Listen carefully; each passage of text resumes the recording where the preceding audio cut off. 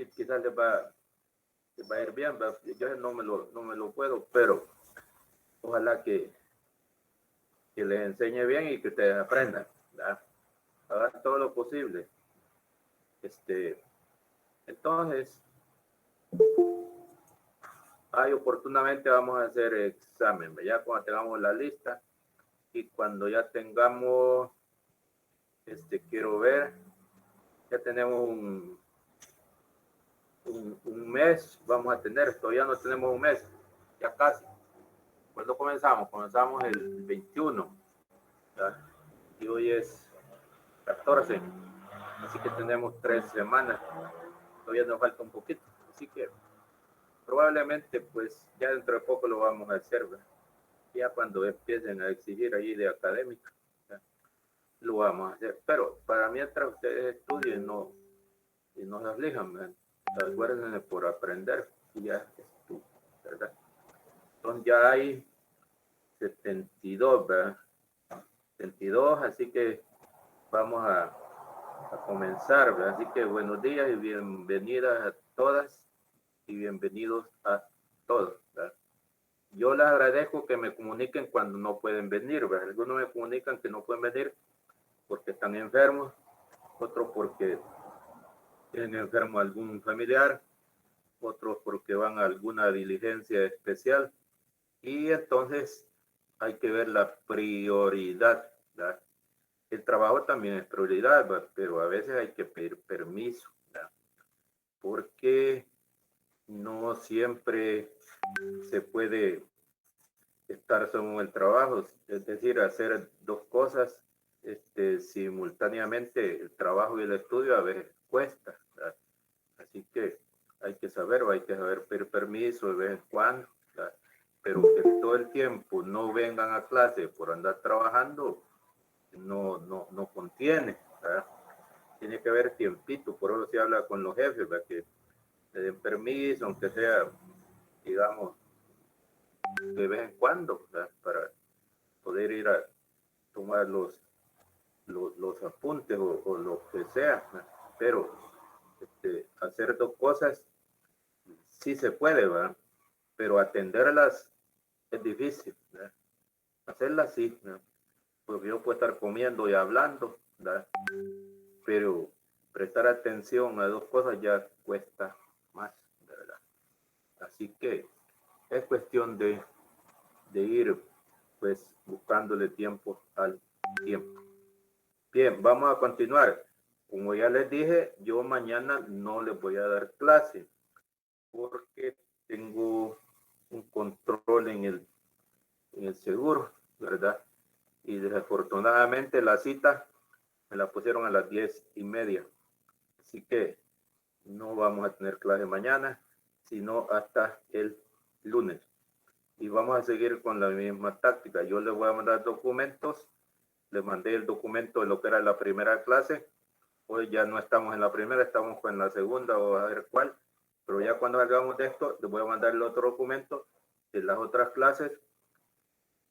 Y vamos a entrar ya al estudio concreto de los microbios, oportunamente, ¿verdad? Así que en eso estamos. Así que vamos, el documento no lo vamos a aprender todo, sino que solo lo que vamos marcando, ¿verdad? Y no lo vamos a aprender al pie de la letra, ¿verdad? Sino el informe importante que de ahí, ¿verdad? Lo principal. Algunas cosas son importantes, pero tal vez el personaje o el científico no es necesario aprender. Así que vamos a continuar pues poco a poco. Así que habíamos quedado ahí con la cuestión de los ácidos nucleicos, ¿verdad? Que los descubrió Mescher y con eso hizo un gran avance para la genética molecular y para la biología molecular y en fin, para toda la ciencia en general, porque resulta que esas moléculas son las más importantes de todos los seres vivos. Es donde está grabada la herencia y la variación. Ahí está en el ADN. pasa el ARN, y etcétera, etcétera. Y ahí va pasando de generación en generación, ¿verdad? Adán y Eva tenían 46 cromosomas, nosotros también. Adán y Eva tenían Escherichia coli, nosotros también. O sea, las biomoléculas de Adán y Eva son similares a las de nosotros, pero al mismo tiempo son diferentes, ¿verdad? Por lo que decíamos, ¿verdad? Que hay muchas palabras que son, como dicen en química, isómeras, que tienen las mismas partes, pero distintos significado. Poníamos el caso de la palabra amor, ¿verdad? Que salen 24 palabras diferentes, con significado para uno y otras no. Allí pues vimos, ¿verdad? Y pusimos el otro ejemplo también de algunas que algunos nombres que son isómeros, ¿verdad? Que tienen las mismas letras, pero son nombres diferentes. Y por eso les decía el caso de mi nombre, ¿verdad? Que es Arnoldo, pero también las mismas letras tiene Rolando, las mismas letras tiene Orlando y las mismas letras tiene Ronaldo, ¿verdad? Y a saber si habrá algo otro. Así pueden buscar ustedes, por ejemplo, si con las letras de Dalila les puede escribir otro nombre, o con las de Nicole les puede escribir otro nombre, o con las de Isabel se puede escribir otro nombre, en fin, ¿ya? Para que miren que entendamos la diversidad. Y en los ácidos nucleicos la diversidad es mayor porque un ácido nucleico puede tener la misma base, ¿ya? La misma repetición de la misma molécula, lo cual no sucede con los números. No hay una palabra que solo lleve, digamos, J, ¿verdad? O solo A, pero en los ácidos nucleicos sí, ¿verdad? Hay unas que pueden llevar solo adenina, o solo guanina, o solo citosina, o solo timina. Y puede haber ARN que solo lleven U, ¿verdad? Solo uracilo, y eso hace que la cantidad de moléculas de ácidos nucleicos sea infinita, ¿verdad? Infinita. Y el infinito, del más infinito al menos infinito. Pues la idea es esa, para que entendamos por qué hay una enorme diversidad de microbios y al mismo tiempo en todos ellos hay unidad porque todos son a base de células. Bueno, entonces bajamos allí nos dije que Michel descubre los ácidos nucleicos y bajamos al siguiente que dice, como les dije, la fecha, solo traten de retener el siglo, ¿verdad?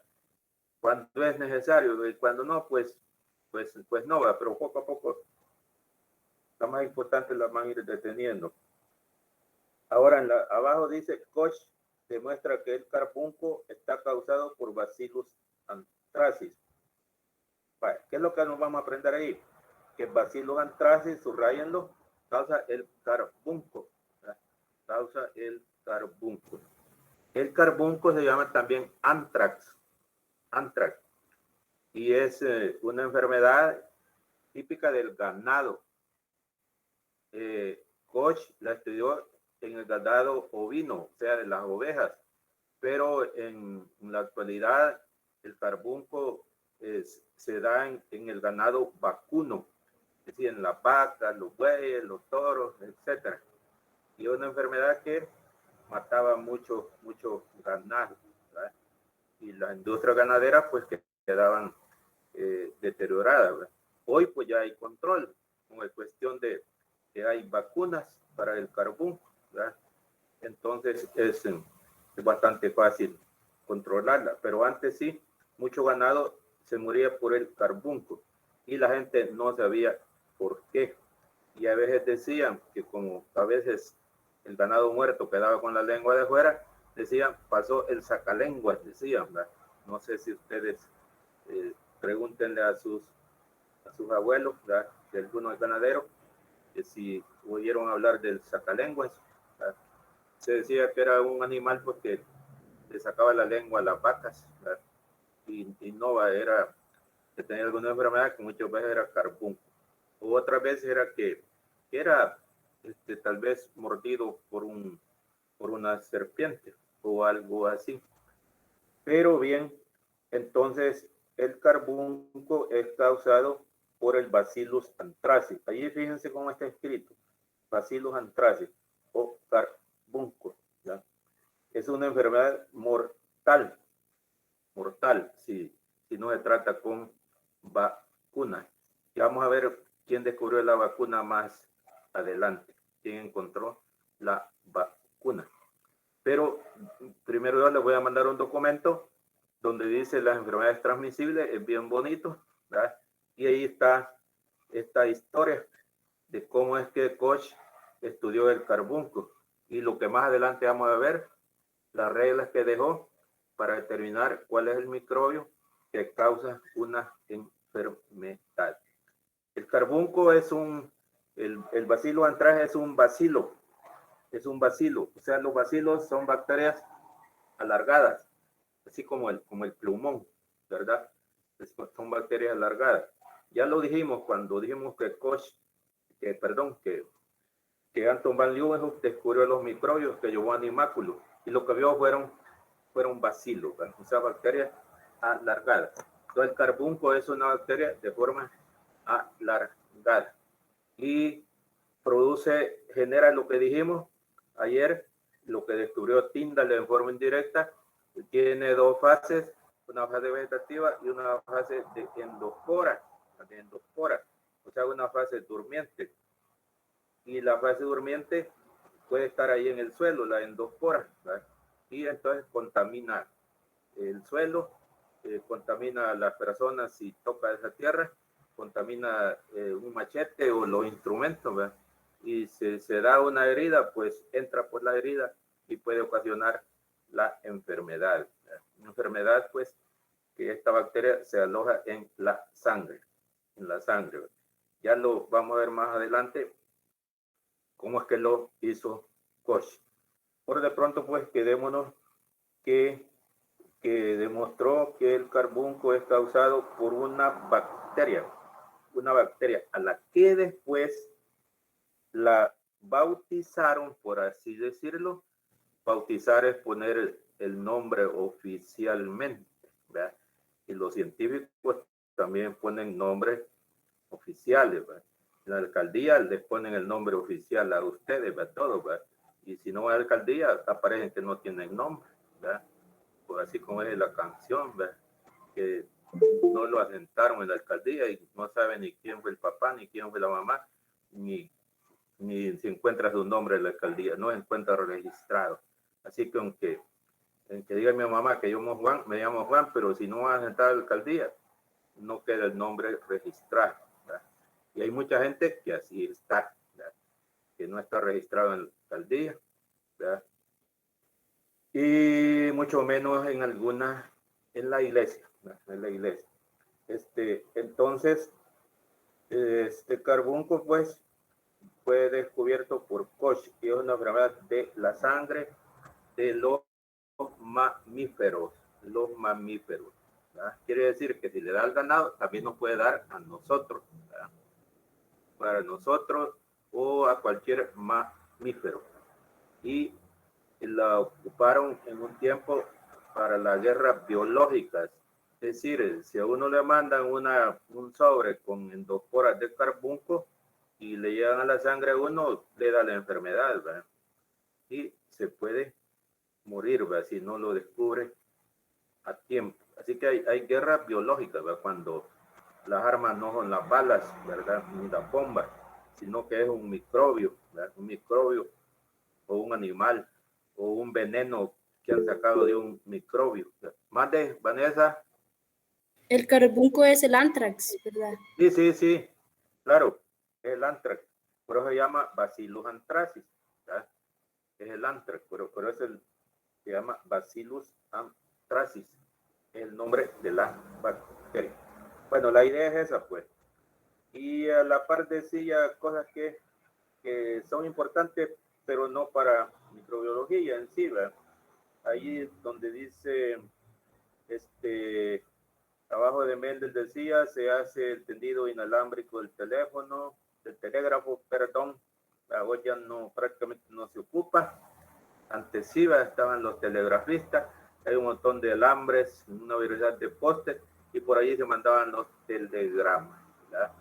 Tal vez alguno de ustedes tiene un familiar que ha sido telegrafista, y él le pregunta cómo es que hacían en la clave Morse para mandar los telegramas, ¿verdad? Entonces, eso es lo que se hizo, pues, en el tendido transatlántico del telégrafo en 1865. Abajo decía, Dostoyevsky publica Crimen y Castigo, ¿verdad? Es una obra, ¿verdad? De allí la pueden buscar en letra, ¿verdad? Abajo dice guerra franco-alemana, o sea, entre Francia y Alemania, ¿verdad? Oye, pues las guerras sí, siempre han estado presentes, ¿verdad? Bell inventa el teléfono, ¿verdad? El teléfono, imagínense, y hoy pues, ¿qué dirá Bell si le damos un celular, verdad? Pero él lo inventó. Algo similar a cuando uno era cipote y jugaba con dos cajitas de fósforo, ¿verdad? Se amarraba en un extremo, se le amarraba un hilo, en el otro, y se ponía a platicar con otro, ¿verdad? Hablando en la cajita, y ahí se oía mejor, ¿verdad? Algo así es lo que hizo Bell, ¿verdad? Hoy pues ya prácticamente yo creo que no usan este tipo de teléfono que inventó Bell, pero dejó la base, ver que podía comunicar uno a través de alambre y hoy pues inalámbricamente, ¿verdad? Edison fabrica la primera bombilla eléctrica, ¿verdad? Primer foco. Hoy también allí miren cuánto ha evolucionado, ¿verdad? Hay diversidad de focos, luz, focos LED y en fin, ¿verdad? De diversidad de formas, ¿verdad? Y a quién se debemos al que inventó la primera bombilla eléctrica, que fue Edison. Bueno, eso no se lo voy a preguntar, ¿va? Pero es importante que lo aprenda. Va al otro lado, dice 1880, Laveran, ese sí lo marcamos, Laveran descubre el plasmodium, agente de la malaria, El plasmodium es un protozoo, que causa el paludismo o malaria, ¿verdad? Acuérdense que los protozoos los dejamos ubicados en el reino protista, ¿verdad? Ahí están los protozoos, que son básicamente 4 clases. Los ciliados, los que tienen cilio, ¿verdad? Como el paramecium, es el más común, seguramente lo vieron en bachillerato, ¿verdad? O en biología se los van a enseñar mejor, ¿verdad? Los flagelados, que se mueven por medio de flagelos, allí vimos la famosa euglena, ¿verdad? Que es el protista típico.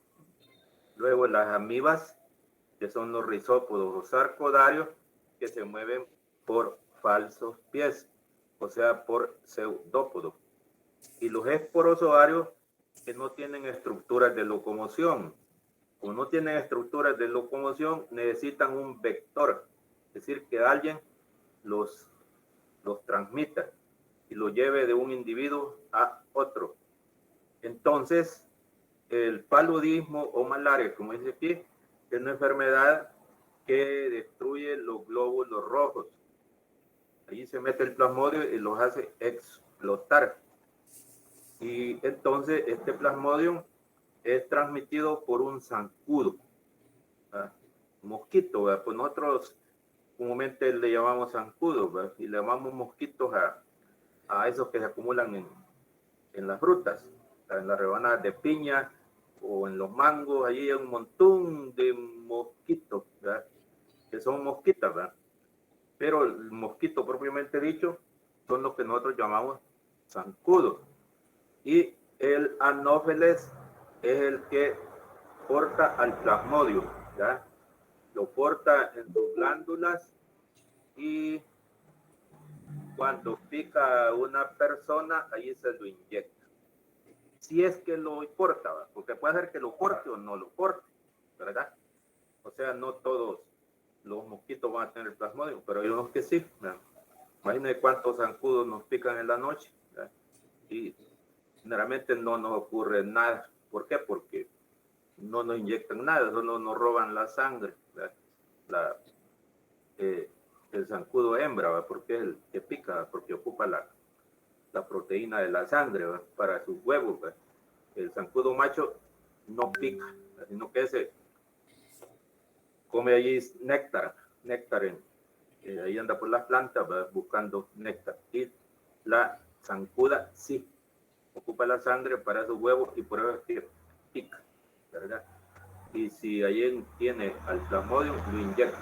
Y aquella persona le da paludismo.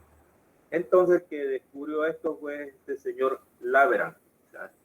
Y le llamaron a ese plasmodium, le llamaron hematozoario.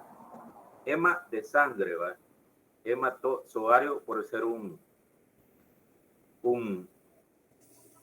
animal microscópico, o sea, un protozoo hematozoario, o sea, que parásito de la sangre. Y le llamaron de Laveran. ¿Por qué? Porque fue Laveran el que lo descubrió, ¿verdad? Él lo descubrió en la sangre, pero él no le puso el nombre, ¿verdad? Por eso decían, el hematozoario de Laveran causa el paludismo. Así como decían, el bacilo de Koch causa la tuberculosis. Ya después le pusieron el nombre, ya cuando lo estudiaron, el nombre de Mycobacterium tuberculosis. ¿Verdad? Y a el hematozoario de Laveran, le pusieron el nombre de Plasmodium. ¿Verdad? Y hay varias especies. La especie en El Salvador es el Plasmodium vivax, el vivax. ¿Verdad? Pero hay otro, el Plasmodium falciparum, el Falciparum rhodesiense. Hay otro que da la enfermedad del sueño, típica en África, que lo transmite una mosca, la mosca CC. Y por eso dice, cuando un estudiante, pues, el profesor ya lo aburrió y está durmiendo, dicen, que lo picó una mosca CC. A veces cuando uno anda solo con sueño, dicen que quizás lo picó alguna mosca CC y tiene, pues, la enfermedad del sueño. Entonces hizo este aporte Laveran. Oye, el paludismo fue una enfermedad epidémica, estuvo muy arraigada en todo el mundo y más que todo en los lugares montañosos y pantanosos, en todos lados. Y aquí mucha gente que se fue a ayudar a hacer el canal de Panamá en 1900 no sé cuánto. Algunos vinieron bien enfermos de paludismo. Allá de la selva lo trajeron, ¿verdad? Y algunos se murieron, otros poco a poco se curaron. Y hoy dicen las autoridades que ya no hay paludismo en El Salvador, ¿verdad? Que ya está erradicado. Probablemente sea cierto, ¿verdad? Hay medicina para el paludismo, ¿verdad? Había unas pastillas llamadas Aralén que la acaban de una planta llamada quina, que era bien amarga, ¿verdad? Es que costaba bebérsela, más que todo para un niño, ¿verdad? Ahora ya hay inyectada, ¿verdad? Y es fácil curarla. Pero dicen las autoridades que ya no hay, y ya no se oyen casos de paludismo, ¿verdad? Pero se oye de dengue, ¿verdad? Dengue hemorrágico, de chikungunya, en fin. Y esos también, los virus del dengue, del chikungunya, son transmitidos también por zancudos. Nada más que no es el anófeles, sino que es el Aedes. Entonces, ese es el aporte que dejó Laveran. ¿Es importante para la microbiología? Sí, porque muchos animales también sufren por la acción de estos parásitos, de estos protozoos parásitos. Bueno, ahí estamos. Entonces nos aprendemos la palabra plasmodium. Plasmodium causa el paludismo o malaria. Malaria quiere mal aire, así le llamaban. Bueno, luego abajo dice Koch cultiva bacterias sobre gelatina. Koch, ¿verdad? El mismo aquel que encontró el bacilo del anthrax. Así que ahí lo marcamos, por favor. Cultivó bacterias en gelatina. El Koch tenía que estudiar la bacteria del carbunco, ¿verdad? Entonces, ¿qué tenía que hacer? Tenía que sacarla de un animal enfermo y llevarla al laboratorio y estudiarla. Y para eso tendría que sembrarla en algo, en el laboratorio. Tendría que sembrarla en algo. Y se siembra en un medio de cultivo. Por ejemplo, cuando ustedes ven que una tortilla está hongueada, quiere decir que en esa tortilla allí es como que se hubieran sembrado los hongos, pero ellos solo se autosiembran, ¿verdad? Y entonces cuando aparecen hongos en los zapatos, quiere decir que el hongo ocupa el zapato como medio nutritivo, o en cualquier parte que aparezcan, ¿verdad? Quiere decir que el hongo o el microbio ocupa ese sustrato como nutrimento. Así que Koch necesitaba sacar el microbio, el bacilo del anthrax, y sembrarlo en el laboratorio, ¿verdad? Y entonces empezó por ocupar gelatina, ¿verdad? Pero entonces como un medio para gelificar, o sea, para solidificar. Acuérdense que la gelatina pasa en dos estados, ¿va? Cuando ustedes ya han hecho gelatina seguramente en la casa, ¿va? Disuelven el paquetillo y queda líquida, ¿va? Ya cuando se enfría se hace sólida, ¿verdad? Entonces ya cuando está sólida ahí se pueden sembrar los microbios, ¿verdad? Entonces, pero la gelatina tuvo dos inconvenientes para Koch y para todos los microbiólogos. Y una de ellas, ahí los anotan por favor, los inconvenientes de la gelatina como medio solidificador tiene dos inconvenientes. El primero es que es una proteína. Es una proteína. Entonces, ¿qué pasa? Que la proteína la devoraron los microbios. Se la comieron las bacterias, ¿verdad? ¿Por qué? Porque era proteína. Así pues, si a uno le dan un pedazo de carne asada, pues se lo come, ¿verdad? A menos que no le guste, ¿verdad? O si le dan un pedazo de queso, igual, ¿verdad? Entonces, Koch, al poner los microbios en gelatina, los microbios se comieron la gelatina, ¿verdad? Y ese es el primer inconveniente, porque la gelatina es proteína. Y el otro inconveniente es que el punto de fusión de la gelatina, el punto de fusión de la gelatina es de 28 grados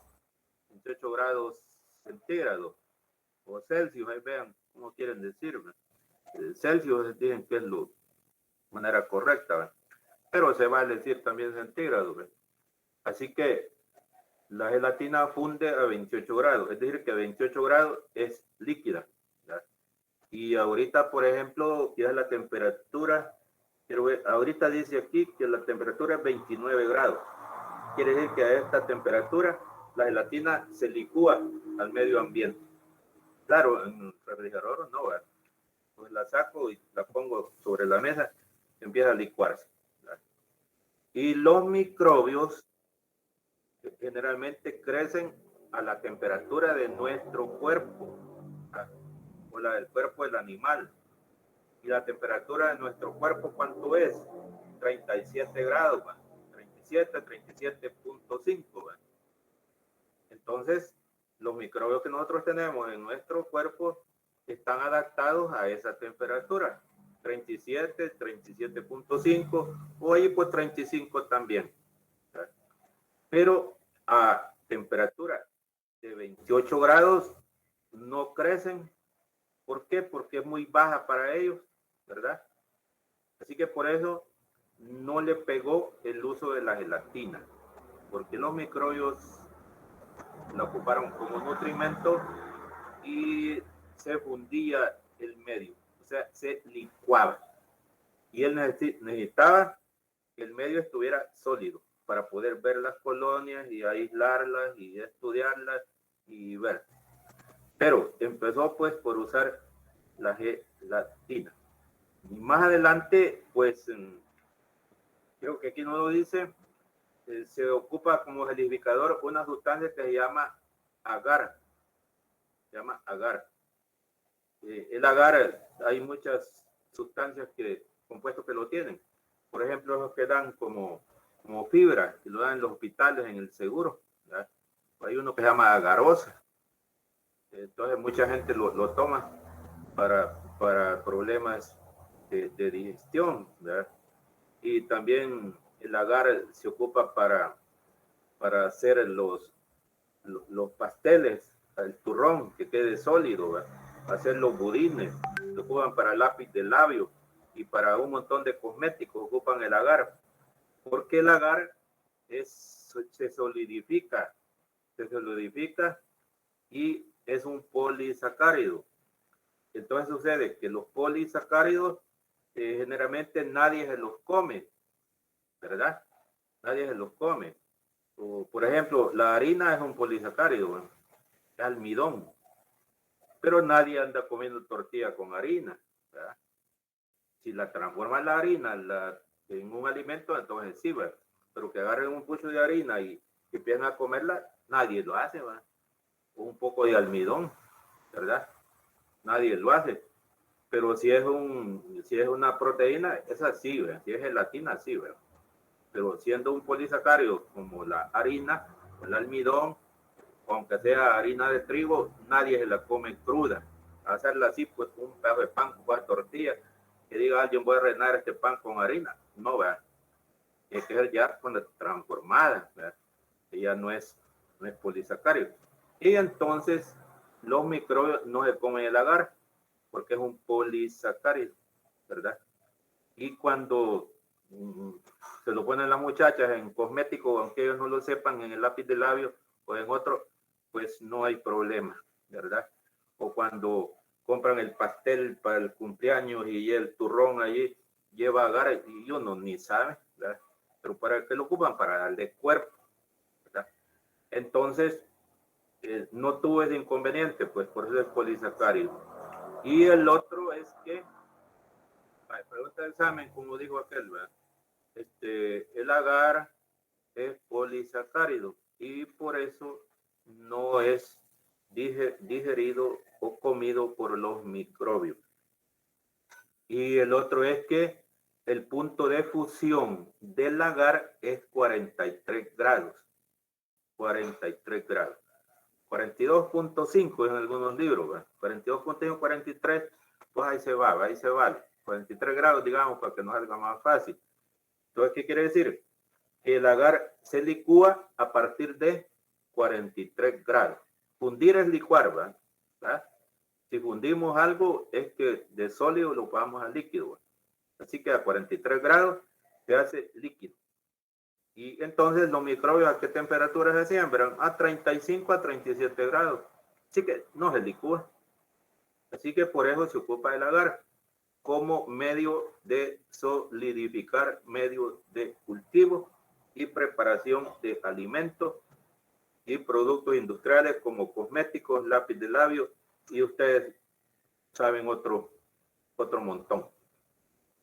Y se ocupa también para estudios de fisiología vegetal. Después seguramente van a aprender más algo de esto.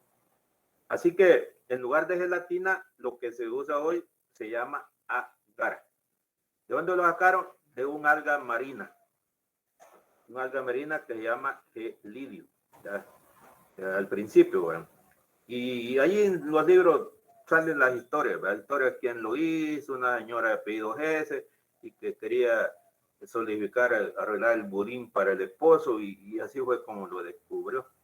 Hoy se fabrica el agar artificialmente y hay muchas sustancias, como les digo, que tienen agar.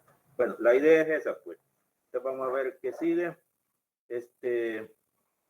Pasteur prepara la vacuna contra el carbunco. ¿Va? Lo marcamos también. Otro aporte de Pasteur. ¿Va? ¿Quién descubrió el carbunco? Koch. ¿Quién preparó la vacuna? Pasteur. Pasteur. Y allí en el documento que les voy a mandar posteriormente, ahí sale la historia bien bonita de cómo es que hizo Pasteur para elaborar ciertas vacunas. De manera particular, la vacuna contra la rabia. Ahí la van a ver, bien bonito. Así que tienen paciencia. Entonces, pero ahorita pues tenemos este reporte de Pasteur que elaboró la vacuna contra el anthrax. ¿Y qué son las vacunas? Pues ya dijimos, ¿verdad? Es el microbio muerto o atontado, ¿verdad? Muerto o atontado, porque muerto ya no causa la enfermedad, pero provoca la formación de defensas, de anticuerpos, ¿verdad? Aunque esté muerto, ¿verdad? Provoca la formación de defensas en el cuerpo, ¿verdad? Y si está Licenciado, perdón, ¿microbio muerto o qué dijo? o atontado, debilitado, pues, para si no quiere poner atontado, pongo debilitado, ¿verdad? Debilitado es la mejor palabra, ¿verdad? Para no decir una palabra no muy adecuada. El microbio... ¿Y cuando dicen atenuado, licenciado? ¿Perdón? ¿Y cuando dicen atenuado? Ah, es lo mismo. Atenuado, que le disminuye la virulencia, ¿verdad? Eso quiere decir, porque el microbio en vivo ataca con toda la fuerza, ¿verdad? Pero si va atenuado, pues ya es menos virulento. Eso digamos que cuando uno está sano, digamos, es poderoso, digámoslo así, ¿verdad? Pero cuando uno está enfermo, pues hasta el que uno le pega, le puede pegar a uno, ¿verdad? Porque está atenuado, ¿verdad? O digamos que uno que es matón, pues lo agarran entre 10 y entonces ya otro le pega fácilmente, ¿verdad? ¿Por qué? Porque le disminuyen la virulencia, le disminuyen la potencia.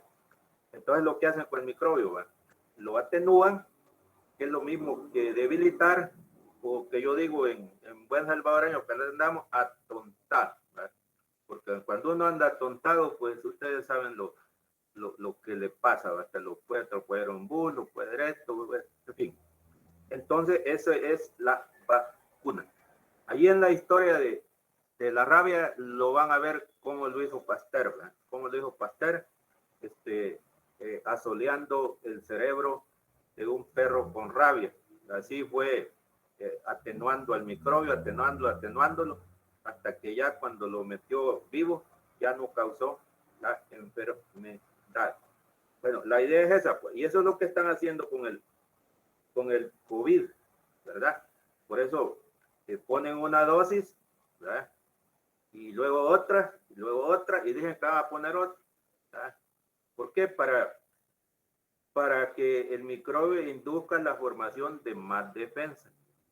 O a veces, pues, quiero unir esta llamada, va que de una, a veces piden suero de una sangre de una persona que ya le dio COVID. ¿Por qué? Porque ese suero ya tiene defensas, ¿verdad? Ya tiene defensas, por eso dicen, queremos suero para fulano de una persona tipo sangre A, RH positivo o negativo, que haya sufrido el COVID, ¿verdad? ¿Por qué? Porque ya tiene los anticuerpos, ¿verdad? Los anticuerpos son las defensas del cuerpo, ¿verdad? Las defensas las producen varias partes del cuerpo, de manera particular en los niños y en los jóvenes, así como ustedes, aquí en el esternón, por aquí hay una glándula de tipo grasoso que se llama timo, y esa es la que produce una gran cantidad de defensas, de anticuerpos, ¿verdad? Y también el vaso, la médula roja de los huesos, ¿verdad? Produce defensas, ¿verdad? Y también cuando uno nace, en la leche, en la madre le pasa un montón de defensas, ¿verdad? Y en la leche materna, cuando la mamá está dando de mamar, ahí le está pasando defensas, ¿verdad? El calostro, que es la primera lechita, ¿verdad? Ahí hay un montón de defensas. Y si el niño no da de mamar, queda todo debilucho, sin defensa, ¿verdad? Y se enferma por cualquier cosa. Por eso es que es importante, pues, dar de mamar para transmitir defensa y al mismo tiempo, pues, lazos amorosos, ¿verdad? Si no la relación no es muy buena, ¿verdad?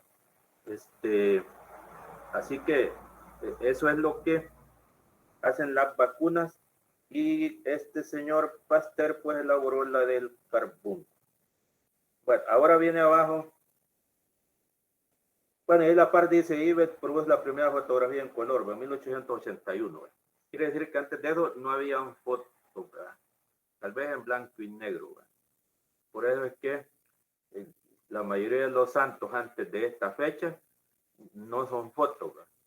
Sino que son imágenes elaboradas por alguien que los conoció. Pero ya digamos de 1881, 88 para acá, ya son fotos. Por ejemplo, ya de San Juan Bosco es foto, ¿verdad?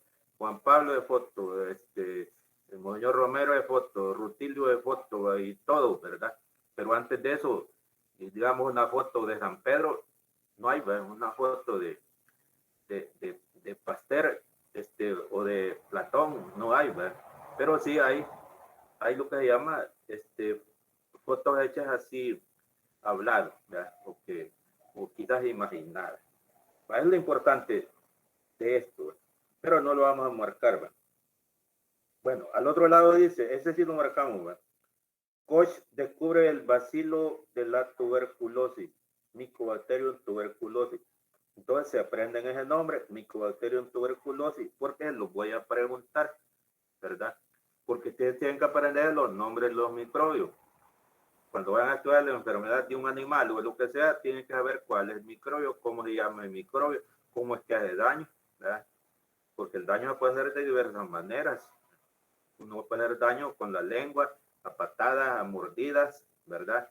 O con una pistola, o con un veneno. También así los microbios, ¿verdad? Por ejemplo, el bacilo, Mycobacterium tuberculosis, destruye los pulmones, ¿verdad? Destruye. O sea, pues, destruyendo los tejidos. Otros lo hacen a través de venenos que liberando toxinas. Y así pues, y otros lo hacen destruyendo biomoléculas importantes. Así que por eso es importante. Entonces, el Mycobacterium tuberculosis es el nombre del bacilo de la tuberculosis. ¿Quién lo descubrió? Koch. Y como le decían antes, bacilo de Koch. ¿Por qué? Porque Koch solo vio que era un bacilo así como el del antrax, pero diferente, ¿verdad?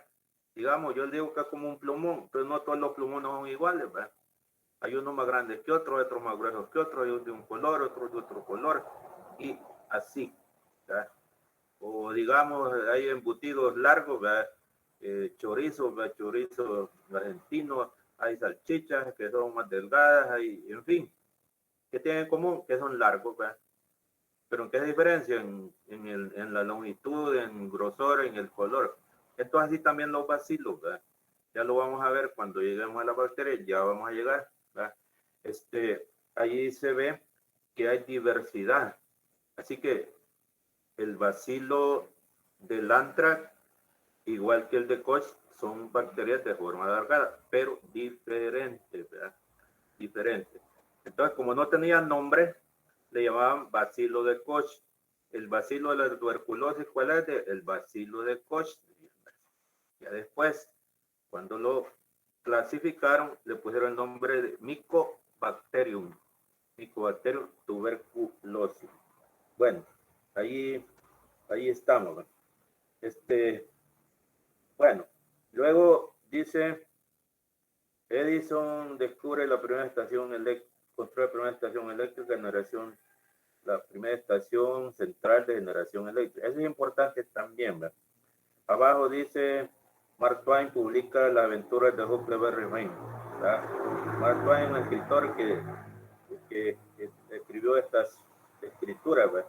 Escribió también a Tom Sawyer, ¿verdad? Son importantes para la literatura. Así que ahí ustedes buscan la manera de averiguar algo más acerca de esto, pero esto yo no lo voy a preguntar. Lo que está a la par, sí, y dice 1884 se publican por primera vez los postulados de Koch. Luego lo marcamos. ¿Verdad? Lo marcamos. Vale. Esta es otra pregunta de examen, dijo aquel, ¿verdad? ¿Qué son los postulados de Koch? Los postulados son las reglas que se deben seguir para demostrar cuál es el microbio que causa una enfermedad. ¿Verdad? Son las reglas que hay que seguir para demostrar cuál es el microbio que causa una enfermedad. Dije, son reglas, ¿verdad? Son reglas que sirven para demostrar o para investigar cuál es el microbio que causa una enfermedad. ¿Verdad? Por ejemplo, si se perdió algo en su casa, dicen, ¿quién se lo robó? Dicen, a saber, averigüémosle. Y hacen un montón de cosas, ¿verdad? Entonces, para averiguar cuál era el microbio del carbunco, Koch aplicó 4 reglas. Para averiguar cuál era el microbio de la tuberculosis, se aplicaron 4 reglas. Y así, para averiguar cuál es el microbio de una determinada enfermedad, se aplican 4 reglas. Para averiguar cuál era el causante de esto, del COVID, pues hay miles y miles de virus, ¿verdad? Pero ¿cómo llegaron a la conclusión que era el coronavirus? ¿Verdad? Investigando y en cierto modo aplicaron los postulados de Koch. Y un postulado es una regla que es evidente por sí misma, que no necesita mayor demostración, ¿verdad? Porque hay cosas que sí ocupan demostración, ¿verdad? Como en el caso en matemática de los teoremas, ¿verdad? Teoremas, ¿cuál es el teorema más común, más famoso, más común que hasta cualquiera se lo puede? No, tal vez no cualquiera, pero ¿cuál es? Ya sé que ustedes lo saben. Pitágoras. Cabal, el teorema de Pitágoras, como digo, Dalila, ¿verdad? ¿Qué dice? El cuadrado, la suma de los cuadrados de los catetos es igual al cuadrado de la hipotenusa, ¿verdad? En un triángulo rectángulo, el lado más largo se llama hipotenusa y los otros se llaman catetos, ¿verdad? Entonces, la suma de los catetos al cuadrado es igual al cuadrado de la hipotenusa. Pero hay que demostrarlo, ¿verdad? Hay que demostrarlo, ¿verdad? Y hacen los matemáticos. Seguramente que ustedes lo enseñaron, ¿verdad? Porque es el menos complicado, ¿verdad? O demostrar que así, algunas son las reglas que se utilizan para demostrar cuál es el microbio. Sí, cabal, así Kenia, así como escribiste. Entonces, Koch estableció esas 4 reglas. Primera, apuntémoslo ahí. Primer postulado se llama identificación del microbio. Identificación del microbio sospechoso. Identificación del microbio sospechoso. Ese es el primer postulado. Segundo, ya lo voy a explicar. Aislar al microbio sospechoso. Aislar al microbio sospechoso en un cultivo puro. En un cultivo puro. Aislar al microbio sospechoso en un cultivo puro. O sea, y le voy a escribir una palabra. Ojalá la miren. Un cultivo a lo grande.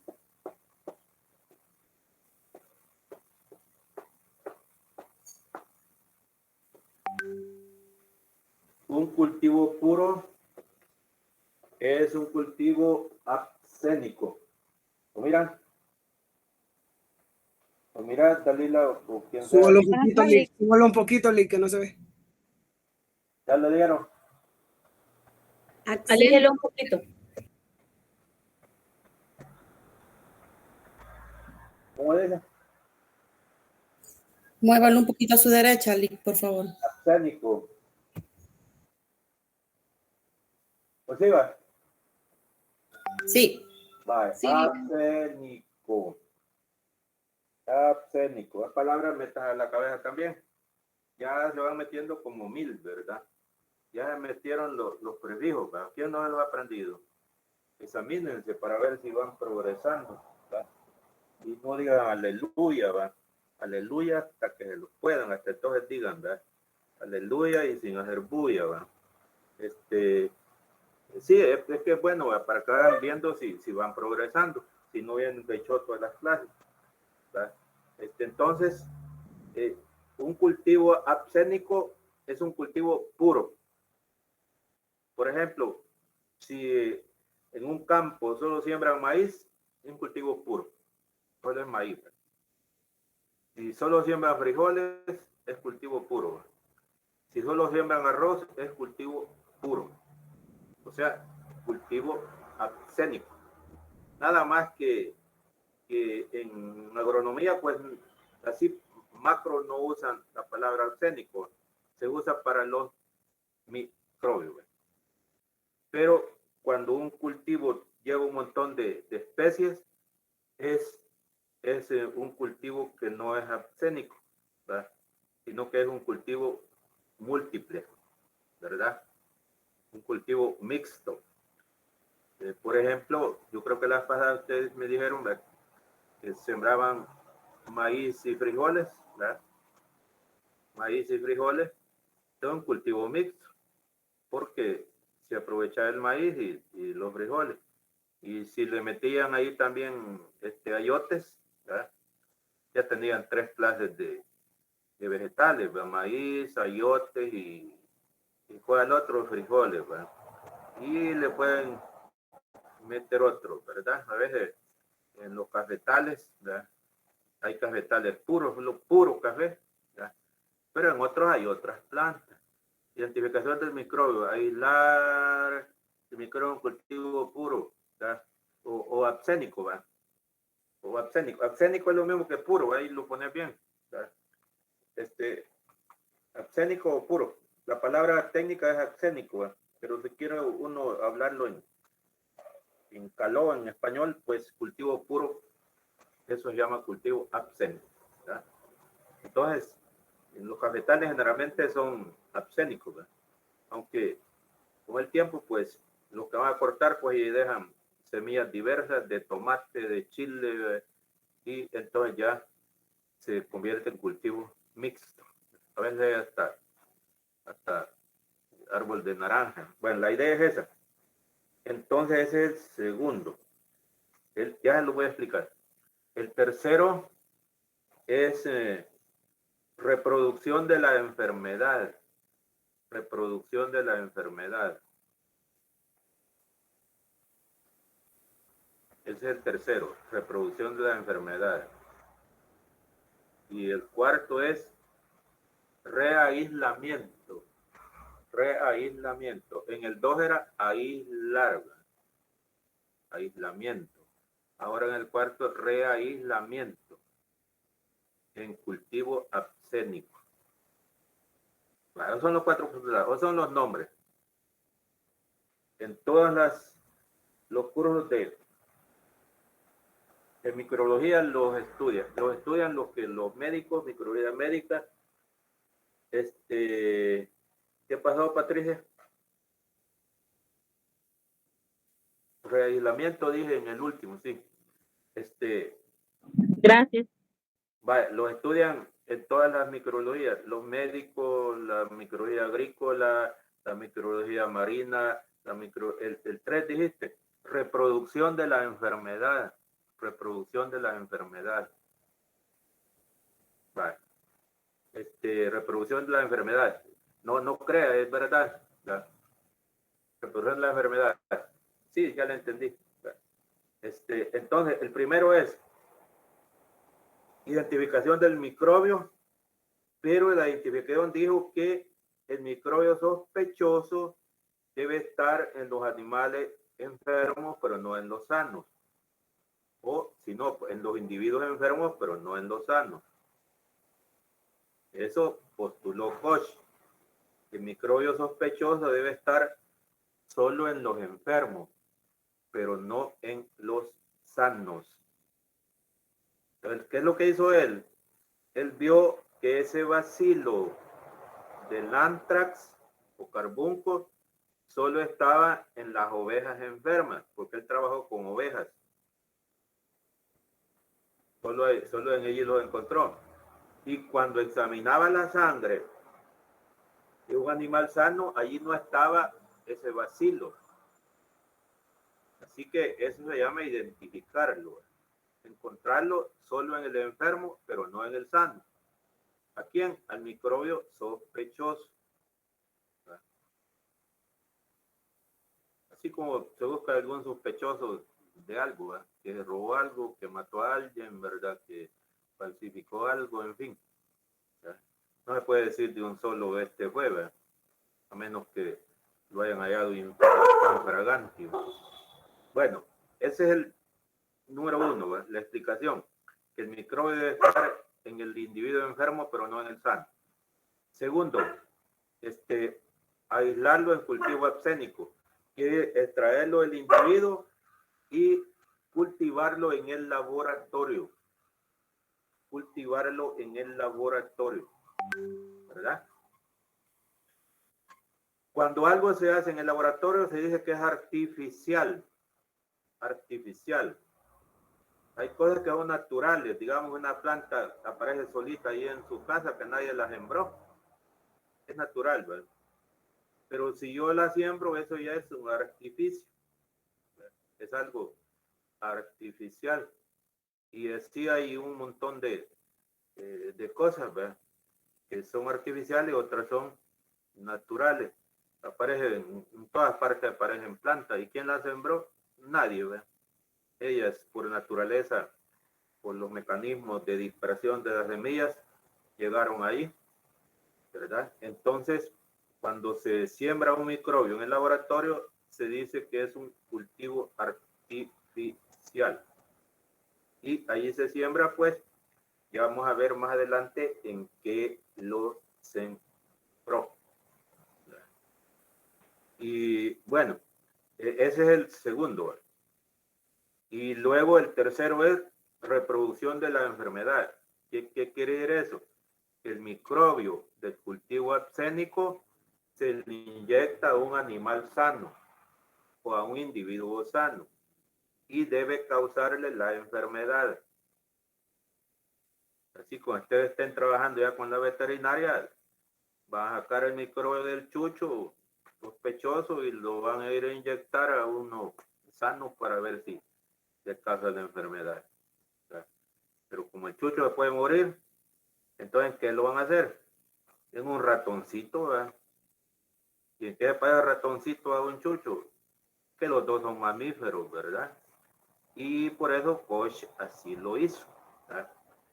Cuando sacó los microbios del cultivo abscénico, no los inyectó en una oveja, sino que en un ratoncito. ¿Por qué? Porque es mejor que muriera el ratoncito y no la oveja, en la relatividad de las cosas, ¿verdad? Para investigar, ¿verdad? No ir a experimentar con un humano, ¿verdad? Si se muere, es mejor que se muera un animal, ¿verdad? Aunque algunos, pues, prefieren que se muera la gente y no los chuchos, ¿verdad? Y todo hay que ver la relatividad. Entonces en eso consiste, ¿verdad? Que los microbios del cultivo abscénico se inyectan a un individuo sano y debe causarle la enfermedad, ¿verdad? El individuo puede ser, pues, un animal, una planta, según, ¿verdad? Porque ya generalizando así es, ¿verdad? En este caso, Koch lo hizo con el carbunco. Bueno, y por último, el reaislamiento quiere decir que si el animal se enfermó, el animal en el cual se aplicó el postulado 3 se enfermó, se aíslan los microbios en cultivo abscénico para compararlos con el del postulado 2, para compararlos y ver si son iguales. Y si son iguales, entonces se concluye que ese microbio sospechoso es el que causa la enfermedad. Si no son iguales, quiere decir que no es él, es otro, ¿verdad? ¿Y por qué se enfermó el animal cuando inyectaron eso? Porque ya estaba propenso a enfermarse por otro microbio. Entonces igual, ¿verdad? Si en el postulado 3 el animal no se enferma, se busca otro sospechoso. Así como a veces, pues cuando se hacen las cosas bien, agarran a un sospechoso y se comprueba que no es él, buscan otro, ¿verdad? Hasta que al fin lo encuentran, ¿verdad? Y hay unos que pasan un montón de años hasta que al fin los encuentran y a veces a ver si será cierto, ¿verdad? Pero en microbiología sí es cierto, ¿verdad? Si en el 3 pues no hay enfermedad, quiere decir que ese sospechoso no era y se busca otro. Pero si hay enfermedad, entonces ya va al postulado 4. Se reaísla y se compara con el 2. Y si son iguales, se concluye que ese es el microbio sospechoso. Para eso son los 4 postulados. Pero esos postulados tienen inconvenientes. Si quieren, apúntenos por ahí. Inconvenientes de los postulados. Inconvenientes. O si quieren, observación. El primer inconveniente, que hay individuos resistentes a las enfermedades. Hay individuos resistentes a las enfermedades. Hay individuos resistentes a las enfermedades. Entonces, ¿qué significa esto? Que el microbio sospechoso puede estar también en un individuo sano, pero que es portador, ¿verdad? Pero no sufre la enfermedad. ¿Por qué? Por diversos factores, ¿verdad? Por las defensas que tiene, ¿verdad? O por su naturaleza anatómica, ¿verdad? Por eso tiene más capacidad de aguante. Digámoslo así, a veces hay gente que puede pasar un día sin comer, ¿verdad? Ahí, tranquilo, ¿verdad? Y hay otros que no, ¿verdad? Con solo un tiempo de comida que pierdan ya están que ya no pueden, ¿verdad? Y se desmayan. Y hay otros que no, y que son más resistentes. ¿Por qué? Por las condiciones físicas. Hay gente que porta el COVID, ¿verdad? Pero no se enferma, ¿verdad? Ahí en Chalchuapa hay una familia que a todos les dio COVID, menos al papá. Él no le dio, pero a los demás y les dio. Y uno de ellos se murió. ¿Por qué? Porque era resistente. ¿Por qué? A ver, ¿por qué? Pero por muchos factores, ¿verdad? Tenía mejores defensas o por su naturaleza, ¿verdad? O quizás por algo que tomaba, ¿verdad? Pues sí, cuando yo tomaba, no es que tomaba guaro, sino que en este caso él tomaba cloruro de magnesio y dicen que quizás por eso fue, ¿verdad? Y así pues, hay individuos que tienen el microbio sospechoso, pero no sufren la enfermedad porque por diversidad de factores, a veces son factores hereditarios, resisten la enfermedad, o sea, no la sufren. Entonces, ese es un inconveniente para el postulado 1, que el microbio sospechoso puede estar no solo en el enfermo, sino que también en el sano, ¿verdad? Y el sospechoso puede transmitirlo. Así que uno puede ser que no tenga el COVID, pero lo pasa al otro. Por eso es que siempre observar el protocolo como dice. Para el segundo postulado hay varios inconvenientes. El primero es que hay microbios que se llaman contumeriosos. Así se llama en microbiología. Microbios contumeriosos. Contumeriosos. ¿Por qué la llama contumeriosos? Porque no crecen en cualquier medio de cultivo. No crecen en cualquier medio de cultivo. Así, por ejemplo, hay plantas que dan a cierta altura pero a otras alturas no se dan, ¿verdad? Por ejemplo, las zanahorias no se dan en cualquier parte, ¿verdad? Sino que en ciertos suelos y a cierta altura. Los melocotones, ¿a dónde se dan? ¿Verdad? Se dan en lugares altos, ¿verdad? Se dan allí por Apaneca, por ese lado, pero en lugares bajos no se dan. ¿Verdad? Las manzanas también. Entonces es como que si la planta fuera contumeriosa, o a veces la planta crece más vigorosa en un lugar que en otro, ¿verdad? Y entonces hay microbios que son contumeriosos o exigentes, que solo crecen en medios de cultivo específicos. Por ejemplo,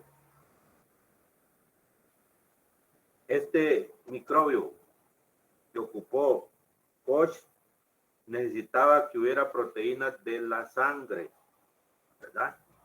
De la sangre del animal. Entonces él observó que si el medio no tenía sangre, el microbio no se reproducía. Así que tuvo que hacer que el medio donde se siembra, ¿verdad?, llevara sangre. Y nueva sangre no. Y por eso actualmente hay un tipo de agar que se llama agar sangre, que se prepara el medio y se le echa cierta cantidad de sangre para que crezcan ciertas bacterias. Las vamos a ver después. Hay unos que llaman estreptococos hemolíticos que se comen la sangre, quiere decir, ¿verdad?, que la desdoblan. Y cuando se aíslan en el laboratorio, el agar debe llevar sangre porque si no, no crece. Para sembrar el microbio de la de la lepra, no ha salido todavía, ¿verdad?, el Mycobacterium leprae, ese solo crece en tejido vivo y de cuzuco. Y si ustedes leen en el internet, van a ver que dice que no es en cualquier cuzuco, sino que es uno que tiene 9 bandas. Pues el carapacho tiene varias bandas. Entonces, hay diferencia por las bandas, ¿verdad? Y es un criterio que ocupan los científicos para clasificarlo, ¿verdad? Así como clasifican las tortugas, ¿verdad? Estudian los cuadritos en el caparazón, ¿verdad? No, también así, ¿verdad? Hay un tipo de cuzuco que es el que tiene 9 bandas. Ahí es donde se desarrolla el Mycobacterium leprae, esa es la bacteria de la lepra.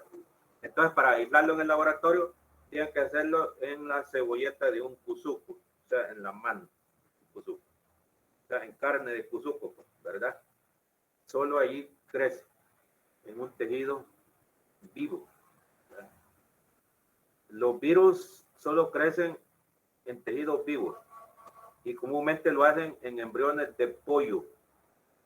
Ponen el huevo y microbio contumerioso, sí, contumerioso exigente es lo mismo, ¿verdad? Igual, ¿verdad?, que hay gente contumeriosa o exigente, ¿verdad? Bien contumeriosa que anda bien exigente, ¿verdad? Exige a la mamá que le ponga por fuerza un pedazo de aguacate que si no, no come, ¿verdad? Le exige por fuerza que los frijoles estén molidos y no se los come. Y en fin, ustedes saben, ¿verdad? Y porque no comen si no le ponen un pedito de queso. Entonces es exigente.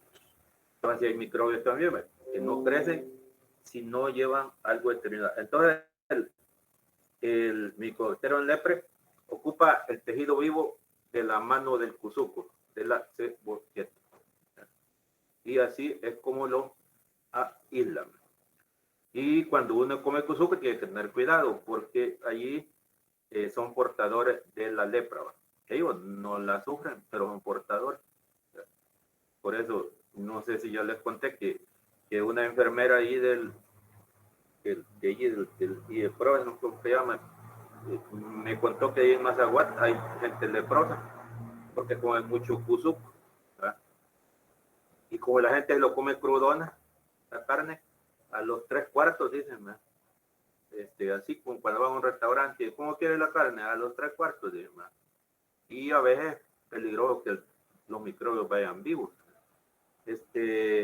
Por eso también cocinan bien la carne, que son esas mamadas de término medio. Sí, también, ¿va? Hay unos que se los comen crudos, ¿va? ¿Verdad? Y hay otros que los chorizos se los comen crudos, ¿va? Y los chorizos de cuche pueden llevar un montón de microbios, ¿verdad? Y por eso antes había mucha gente enferma porque comía la carne de cuche crudona, ¿verdad? Los chorizos más que todo, ¿verdad? Y abundaba gente con cisticercosis, con quistes en el cerebro, con quistes por todos lados, ¿verdad? Hoy casi no vemos casos. ¿Por qué? Porque se exige que los cuches sean de granja, ¿verdad? Sean de granja. Antes no, ¿verdad? Los cuches andaban en la calle comiendo de todo, ¿verdad? Comiendo heces y, en fin, ¿verdad? Andaban en la calle y allí pues no tenían cuidado, ¿verdad? Así que así vendían la carne y la gente no la cocinaba, se enfermaba. Hoy, como según parece, pues ya quizás de la forma en clandestina, pues venderán algunos cuches que no son de granja. Pero ya no abundan esas enfermedades. Pero antes sí, pregúntenle a sus antepasados, a sus abuelos, que van a ver, y les van a decir que allá por Chalatenango, allá por Oriente, había mucha gente con enfermedades provenientes de comer carne de cuche crudona. Por eso el alimento es bien cocido. Entonces decía pues que es portador de la lepra y por eso hay leprosos. Aquí no piensen que no hay leprosos, sí hay, ¿verdad? En Mazaguat, ahí en La Libertad y también que hay, a saber si todavía habrán, que unos minuteros allí pues tenían lepra. Se miraba ahí que los dedos estaban ya todos pedaceados, ¿verdad? Y pues lo que pasa es que hoy no se hace mucho escándalo ni los manda al valle de los leprosos, ¿verdad? Pero siempre hay. Entonces ahí estaba y les decía, los virus solo crecen en tejidos vivos y se cultivan en embriones de pollo. Cuando el embrión tiene como 14 días, le hacen un hoyito al huevo y allí le inyectan los virus aquí en el pescuezo al embrión y allí se desarrollan. Y allí lo ocupan para elaborar la vacuna o para estudiarlo. Ahí pueden buscarlo, ahí va, el cultivo de virus, van a hallar ahí el pollito allí que lo tienen ahí, una jeringa inyectando los virus para poder cultivarlo, porque si no, los virus no se reproducen. Además, acuérdense que son parásitos obligados. Bueno, ese es un inconveniente, pues, para el segundo postulado. Y para ese mismo postulado, otro inconveniente es que hay microbios pleomórficos. Pleomórficos quiere decir que se pueden presentar de varias formas, ¿verdad? Se presentan, a veces hay unos que parecen bacilos, otras veces parecen cocos. A veces tienen cápsula y otras veces la pierden. Y entonces hay que saber, ¿verdad? Es como, digamos, hay gente también pleomórfica, ¿verdad? Digamos, si están allí pues trabajando, estudiando, son de una manera, ¿verdad? Y ya en la noche se transforman, ¿verdad? Y salen a la calle, ¿verdad? A divertirse ya de otra manera, ¿verdad? Y a veces no se conocen, ¿verdad? Y así pasa con los microbios, ¿verdad? Que como cambian de forma, no se conocen. Y Koch observó que los microbios del anthrax, cuando estaban en la sangre del animal, tenían cápsula, una cubierta gelatinosa. Pero en el laboratorio perdían la cápsula. Entonces tuvo que investigar eso. ¿Cómo? El mismo que tenía cápsula era el mismo que sembraba en el laboratorio, pero que había perdido la cápsula. Ahora, ya cuando lo inyectó el animal sano, pues es que recobró la cápsula, el microbio. Pero si no sabe observar, hubiera concluido de que no era el mismo microbio, pero era el mismo. Hay otros microbios, como por ejemplo los que están en los nódulos de las raíces de las leguminosas, que aparecen como bastones, o sea, como bacilos, ¿verdad? Como bacilos. Pero cuando se aíslan en el laboratorio, aparecen con formas insólitas. Una forma insólita es una forma no común, no normal, ¿verdad? Entonces, allí las formas insólitas, que este Rhizobium, que es la bacteria que está en los nódulos, se presenta en el laboratorio, es que se ve como formas de letras, de las últimas letras del alfabeto. ¿Ah? O sea, hay unos que parecen X, otros parecen W, otros parecen Y, ¿verdad? Y el que no sabe puede decir que se trata de otro microbio. Entonces hay que saber dilucidar, pues, que un microbio puede presentarse de varias formas, ¿verdad? Algo así, aunque no es del todo igual, ¿verdad? Con todas las variantes del virus, ¿verdad? Del coronavirus, ¿verdad? Que le han llamado con el alfabeto griego, alfa, beta, y ya van por la Omicron. ¿Por qué? Porque el virus es el mismo, pero es diferente, ¿verdad? Que tiene otra forma, porque tiene otras moléculas, ¿verdad? Pero el virus siempre es coronavirus, ¿verdad? Pero diferente. Y así pues hay gente que se disfraza para que no lo conozcan, ¿verdad? Y lo conocen, busca otro disfraz y busca otro y busca otro, ¿verdad? Así pues es un múltiple, ¿verdad? Entonces ese es el otro inconveniente para el postulado número 2, ¿verdad? En cuanto al que dije anteriormente, a los exigentes, a veces hay algunos que ocupan una vitamina específica y la vitamina debe ir en el medio, si no, no crecen. O necesitan un factor de crecimiento que puede ser un aminoácido. Nosotros tenemos ciertos aminoácidos que se llaman indispensables, son 10, y esos no los podemos sintetizar. Y como no los podemos sintetizar, tenemos que tomarlos de otro, de lo que comemos. Tenemos que tomarlos muchos de ellos del pescado, muchos de ellos de vegetales, ¿verdad? Porque nosotros no los sintetizamos. Los aminoácidos típicamente son 20, ¿verdad? Pero hay 10 que nuestro cuerpo no los puede sintetizar y ocupamos los 20. Entonces hay que tomarlos, ¿verdad? ¿Y qué hacemos? Podemos comer huevos. ¿Por qué? Porque el huevo tiene los 20 aminoácidos. La clara de huevo, la parte blanca, ahí están los 20 aminoácidos. Así que si uno come clara de huevo, ahí está tomando los 20 aminoácidos, ¿verdad? Y ahí van los 10 que uno no puede. Entonces hay microbios que hay ciertos aminoácidos que no los pueden sintetizar y hay que ponérselo en el medio para que lo tomen, si no, no crece. Ese es el complemento al postulado 2. Con el 3, ¿qué es lo que vamos a ver del 3? Que lo mismo que vimos para el primero, ¿verdad? Que hay individuos resistentes, ¿verdad? Hay individuos resistentes. Y si le inyectamos los microbios del cultivo abscénico, no sufren la enfermedad, ¿verdad? Si me ponen un montón de microbios y no va la enfermedad, es que soy resistente, ¿verdad? Ahí cuentan la historia que a veces algunos que los han condenado a la silla eléctrica resisten el voltaje y no se mueren, ¿verdad? Así, ya hace años había un caso que a un condenado a muerte que le iban a electrocutar, lo pusieron en la silla eléctrica y no le pasó nada. Así que quedó libre porque había puesto el castigo, ¿verdad? Era resistente, ¿verdad? Ahí en la U, el administrador académico anda una bala allí cerca de los pulmones, ¿verdad? Y una vez que en una balacera que hubo allá de la U en Salvador hasta allí por el Blum, le cayó una bala a él, se le metió por aquí y no se la sacaron, porque dijeron que se la acaban, se iba a morir. Así que ahí anda con ella.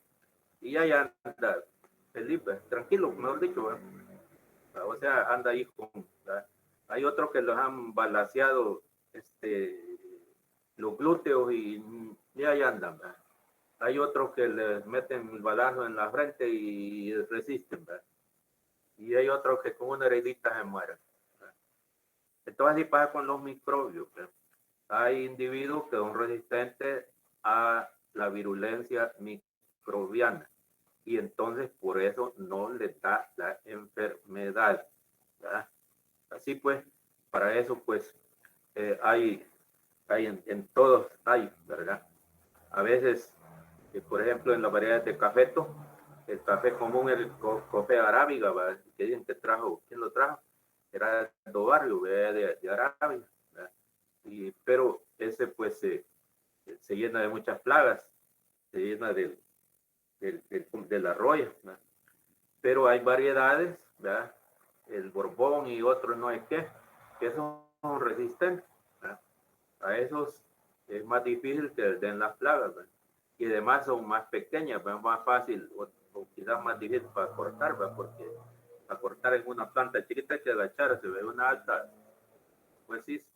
Entonces allí es por obtener resistencia ambiental o resistencia a las plagas. Las plagas son microbios, ¿verdad? Que pueden ser bacterias, pueden ser hongos, pueden ser virus, ¿verdad?